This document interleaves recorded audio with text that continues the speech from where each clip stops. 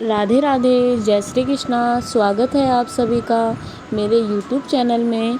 दोस्तों, हिंदू धर्म में ज्येष्ठ माह के कृष्ण पक्ष की अमावस्या तिथि के दिन वट सावित्री व्रत रखा जाता है। यह व्रत सुहागिन महिलाओं के लिए बेहद खास स्थान रखता है। पुराणों में वट सावित्री के व्रत का महत्व करवा चौथ जितना ही बताया गया है। वट वृक्ष यानी बरगद के पेड़ की पूजा और सावित्री सत्यवान की कथा के विधान की वजह से यह वट सावित्री के नाम से भी जाना जाता है। हर साल ये व्रत ज्येष्ठ अमावस्या की तिथि के दिन रखा जाता है। इस वर्ष वट सावित्री व्रत 19 मई 2023 के दिन शुक्रवार को रखा जाएगा। वट सावित्री व्रत का महत्व पुराणों में वट वृक्ष यानी बरगद का पेड़ देव वृक्ष माना जाता है और देवी सावित्री भी इस वृक्ष में निवास करती है। इसकी पूजन से हर मनोकामना पूर्ण होती है। वट वृक्ष के नीचे सावित्री ने अपने पति को पुनर्जीवित किया था, तब से यह व्रत वट सावित्री के नाम से जाना जाता है। वट सावित्री व्रत 3 दिनों के लिए होता है। यह त्रयोदशी के दिन शुरू होता है और अमावस्या या पूर्णिमा पर समाप्त होता है। हिंदू समाज के कुछ लोग ज्येष्ठ के हिंदू महीने में पूर्णिमा के दौरान अमावस्या और अन्य दिन के दौरान उपवास का पालन करते हैं। व्रत 3 दिनों तक रखा जाता है और चौथे दिन तोड़ा जाता है। इस व्रत का कोई नियम नहीं है। आजकल महिलाएं केवल मुख्य पूर्णिमा या वट सावित्री दिवस पर व्रत रखती हैं। वट सावित्री व्रत की कथा। भद्र देश के एक राजा थे जिनका नाम था अशुपति। भद्र देश का राजा अशुपति के कोई संतान न थी। उन्होंने संतान की प्राप्ति के लिए मंत्रोच्चारण के साथ प्रतिदिन 1 लाख आहुतियाँ दी। 18 वर्षों तक वह ऐसा करते रहे। इसके बाद सावित्री देवी ने प्रकट होकर वर दिया कि राजन, तुझे एक तेजस्वी कन्या पैदा होगी। सावित्री देवी की कृपा से जन्म लेने के कारण कन्या का नाम सावित्री रखा गया। कन्या बड़ी होकर बेहद रूपवान हुई। योग्य वर न मिलने की वजह से सावित्री के पिता बहुत दुखी थे। उन्होंने कन्या को स्वयं अपना वर खुद से तलाशने भेजा। सावित्री तपोवन में भटकने लगी।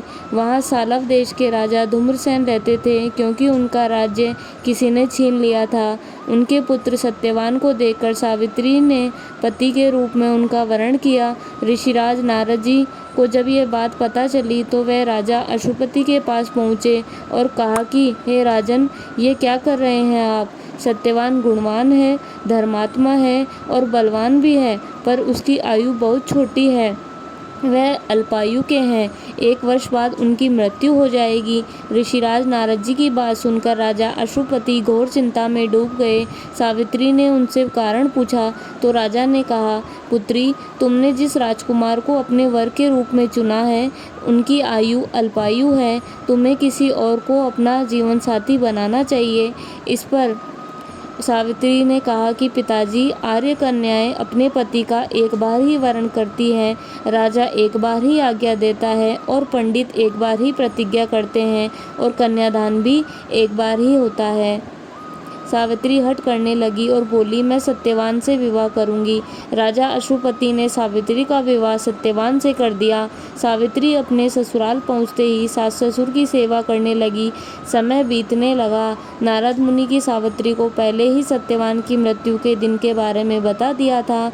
वह दिन जैसे जैसे करीब आने लगा, सावित्री अधीर होने लगी। उन्होंने 3 दिन पहले से ही उपवास शुरू कर दिया।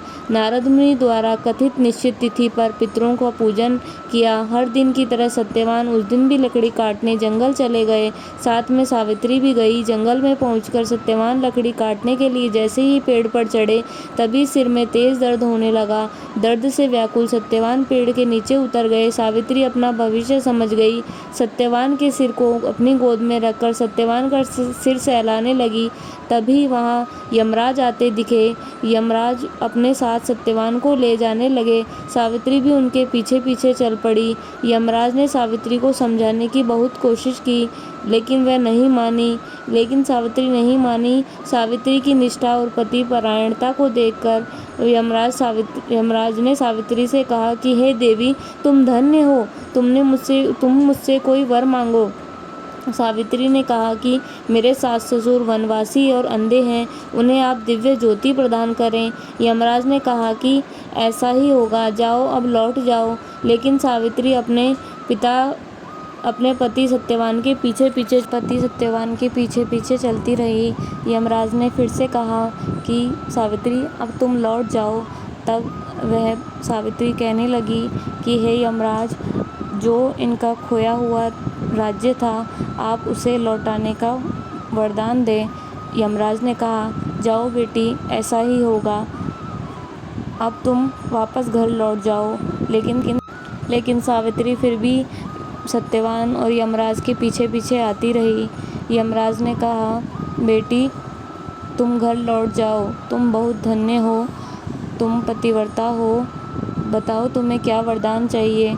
फिर सावित्री ने कहा कि मुझे आप 100 पुत्रों की माताजी होने का वरदान दें। यमराज ने कहा, जाओ बेटी, ऐसा ही होगा।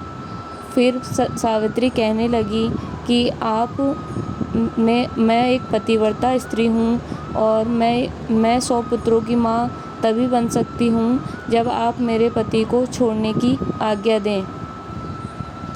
यमराज ने सावित्री के विवेक की प्रशंसा की और उन्होंने सत्यवान के प्राण छोड़ दिए।